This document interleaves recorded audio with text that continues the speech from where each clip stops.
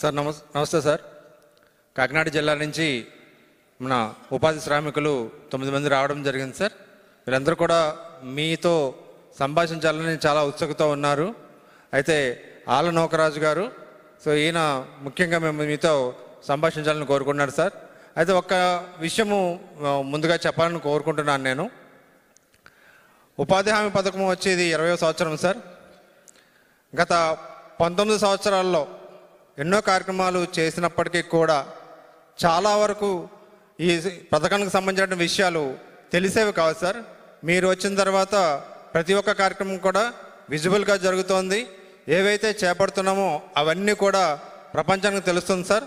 ఇందుకు యావత్ శ్రామిక లోకం తరఫున తమరికి కృతజ్ఞతలు తెలియజేసుకుంటూ మా తరఫున నూకరాజు గారిని మాట్లాడాల్సిందిగా కోరుతున్నాం సార్.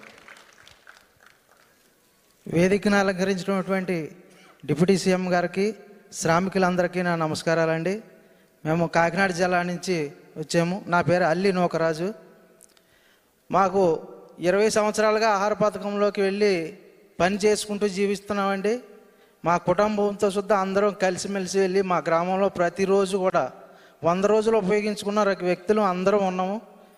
అన్నీ ఉపయోగించుకుంటున్నాం. ప్రతి సంవత్సరం లాగే కాకుండా ఈ సంవత్సరంలో జరిగిన 19 సంవత్సరాల్లో కాకుండా ఈ సంవత్సరంలో ఈ కూటమి ప్రభుత్వం ఏర్పడిన తర్వాత అనేక మేలులు ఈ ఎన్ఆర్జీఎస్ ద్వారా పొందుతున్నాము.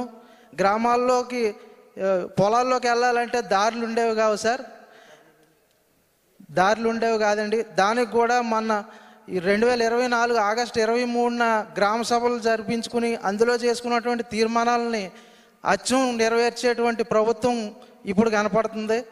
అవన్నీ కూడా రోడ్లు వేసుకున్నాము. ఒక బస్తా పట్టుకెళ్ళడానికి, పిండి పట్టుకెళ్ళినా కూడా దారి ఉండేది కాదండి. ఆ పొలాల నుంచి వచ్చే పలసాయాన్ని తెచ్చుకున్నాక కూడా మాకు దారి ఉండేది కాదు.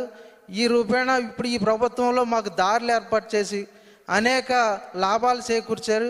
తర్వాత పశువులు మేపుకుండే విషయంలో మాకు ఇళ్ల దగ్గర లోతు బావిలో దిగిపోయి ఉండేవాళ్ళు అండి. అటువంటి పరిస్థితి నుంచి గొడ్లశాలలు ఏర్పాటు చేసుకుని సక్రమంగా పాల ఉత్పత్తిని కూడా పెంచుకునేలాగా మాకు ఎంతో తోడ్పడుతున్నారు. గ్రామాల్లో నీటి తోటలు ఏర్పాటు చేస్తున్నారు. అదే రకంగా నేను ఫస్ట్ నుంచి ఆహార పథకంలోకి మా కుటుంబ సమేతంగా వెళ్ళి వ్యవసాయం ఈ పనులు చేసుకునేవాళ్ళం అండి. అదే రీతిలో నా భార్య అందరూ కలిసి పని చేసుకుంటే ఇదిలో కూడా నా భార్యని సర్పంచ్గా కూడా ఎన్నుకున్నారు.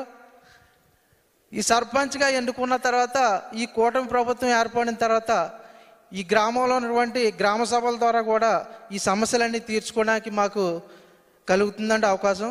ఈ అవకాశం ఇచ్చినటువంటి పెద్దలందరికీ నా ధన్యవాదాలు తెలుపుకుంటూ సెలవు తీసుకుంటున్నాను. ధన్యవాదములండి సార్. మాది పిఠాపురం నియోజకవర్గం అండి. మా నియోజకవర్గంలో ఏ పని అవ్వలేదు సార్, అన్నీ బాగా జరుగుతున్నాయండి. Thank you sir.